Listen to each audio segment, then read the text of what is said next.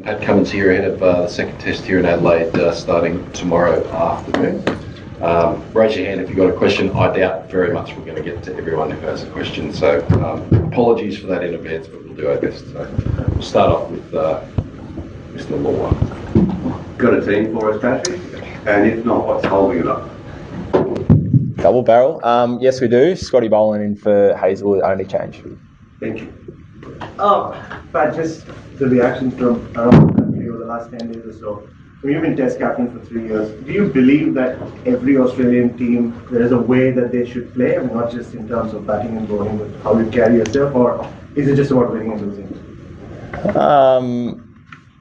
I don't really know about a certain Australian way. I think, I always try and work out what I think is best for, our guys, what's going to play to their strengths. And then, of course, you've got to, some responsibility to play a certain way, within, hopefully the style that the fans are liking and kids are wanting to tune in for. But, no, we don't tend to look too far in the past or forward. It's more about who's our 11 players, try and play to their strengths. Ollie? Mitch Marsh hasn't bowled in the nets this week. Do you expect him to bowl in the match?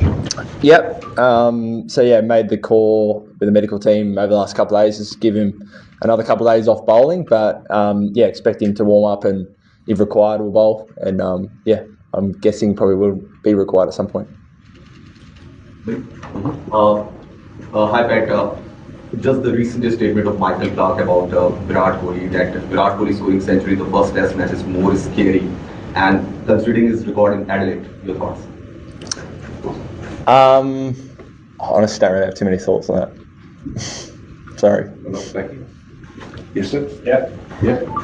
Pat, how difficult it is for you, there were multiple reports about there's divide in the dressing room. David Warner said a few things to Adam Gilchrist's question, and then, there were multiple things about, Travis had said there's no division, but how do you see that, the whole statements and everything coming out, Josh Hazelwood saying a few things, how do you see that? Look, the team's great. Some of the commentators got that 100% wrong. So team's great. We've prepared like we always do, get around each other. It's a great feeling around the team. We don't make too much of it. How's Marnus sort of been tracking this week? Have you noticed anything different in him in the last few days?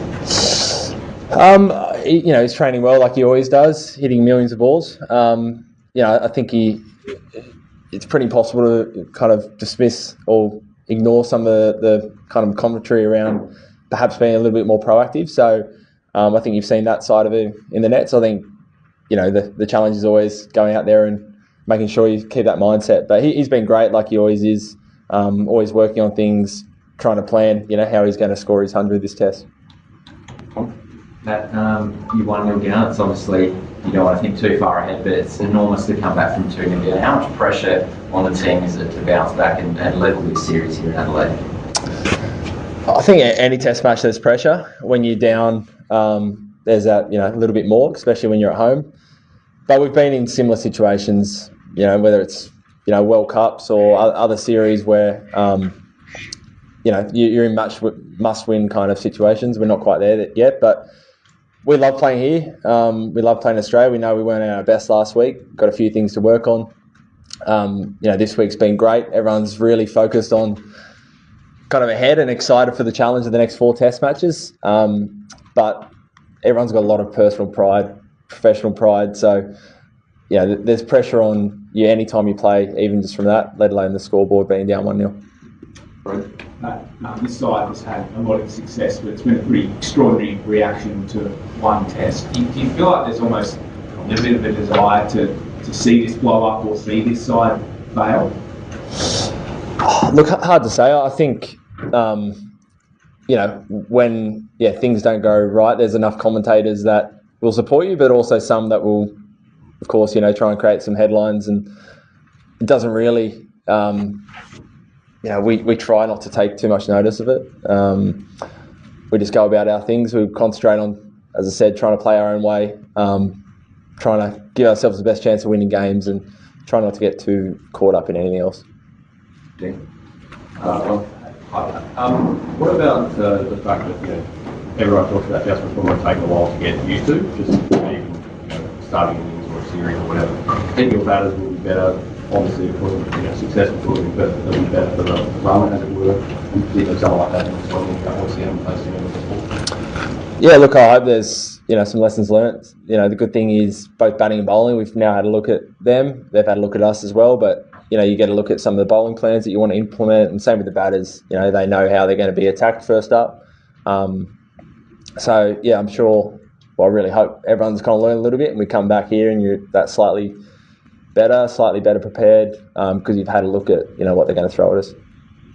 Yeah. Pat, can you tell us what was actually wrong with Mitch Marsh?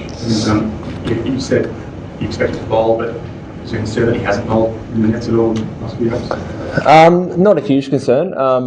You probably need to speak to the physio, but it's back stiffness. I think I said last week it's kind of since the ODIs in England. I think he didn't bowl a couple of games over there, and he's been desperately trying to work on that for the last few months. So, yeah, I don't quite know, but he'll warm up tomorrow. Yeah, pretty confident that prioritise his overs for the games rather than kind of using up some of them in the nets. Left corner. 135 overs in the second innings as well. So this break between matches has it helped you actually physically apart from the Yeah, absolutely. Any break in between Test matches is welcome. It gives us a chance to. Although we went home, you spend a few days in the gym, a few days recovery, and it's very rare after one Test match you get that break. So it almost feels like, again, you're starting your second Test as though it's the first Test of the series. Feel in really good shape. Obviously missing Joshy's, a shame for this one, but he'll be right for the next one hopefully. But for Starkey and I, who bowled quite a bit in Nath, we feel in great shape for this one. Yeah, yes, sir. Pat, Gayle was here yesterday.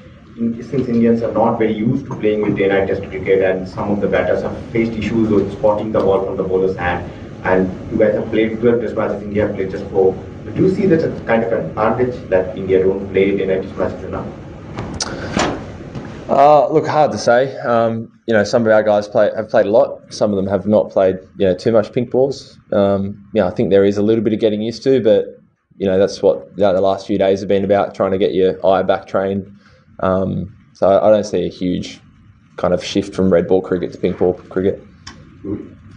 Just your own bowling for the Test, just following your kind of self-assessment of anything you want to do different tactically. It wasn't too. It was reasonably happy with how I bowled. Felt like it came out all right. Obviously second innings when you're behind the game, you're chasing a little bit more. So I tried a few more things than probably would if the game was a little bit closer. But overall, pretty happy with the rhythm. Always reviews, probably one or two things that I might do slightly differently, but as a whole, pretty happy. Rainbow. Peter Lawson, Scott Lawson played a Test. What does you expect him to bring, and what is it about the conditions and circumstances that make it? Yeah, I mean, traditionally here, there's normally a little bit of nip, which is obviously suits Scotty quite well. All last summer, kind of was geared up to go, and no one fell over, so it feels like it's been quite a while. Obviously had a good little hit out in Canberra a couple of days ago as well, so his prep's been really good. He's happy with how it's coming out and his rhythm. But as a captain, it's pretty awesome for someone like Scotty to come straight in. He can bowl a huge amount of overs if you need. Super consistent. He's performed at this level, so he looks ready to go. A couple more here, folks. Sam. Hey Pat, Mitch, you didn't able to get through the overs that you hoped to and you hope to have them to do. Will you turn to Marnus as pace bowling again, or is that something that all frontline bowlers will try and pick up? Look, potentially. I'd say probably more likely you turn into the fast bowlers a bit more. Obviously in Perth, Joshy was getting a little bit sore as well towards the end, so there's a bit of preservation there. Whereas, this Test, everyone's fit and firing. So if that remains the case, as a general, you try and rely on your 4 main guys. What's the latest with Hazelwood and his injury? Like, when you guys get the win of that, and also, is he more realistic sort of Melbourne onwards, or is he a chance of getting back? Pretty confident for Brisbane. He had a good bowl yesterday, only like 3 quarters, maybe a bit more than that, but went beautifully. So got wind of it. Can't even remember the days, but probably day 3, kind of towards the end there. So he bowled once or twice more on it, but then kind of thought, okay, it's probably enough. And it's probably the right call in hindsight. I think in previous years where he's kept bowling, it's probably turned that 1 week injury into a 3 or 4 or 5 week injury. Whereas this year seems a little bit different, and he's really confident for Gabba. Last one up, thank you.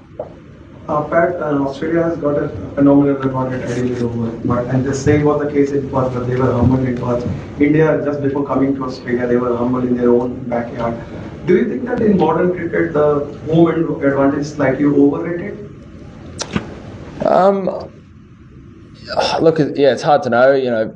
For us, we played a lot in India in all formats, and I know India come out here, and even if it's not test matches, this feels like there's a ODI series or something out here every year. So perhaps they're not as foreign as they used to be conditions. I think modern day players are very adaptable as well. You've got to learn to play all around the world, and you can adapt pretty quickly. So probably can't speak for years and years ago, but it feels like there's certainly home advantages, but maybe not super pronounced.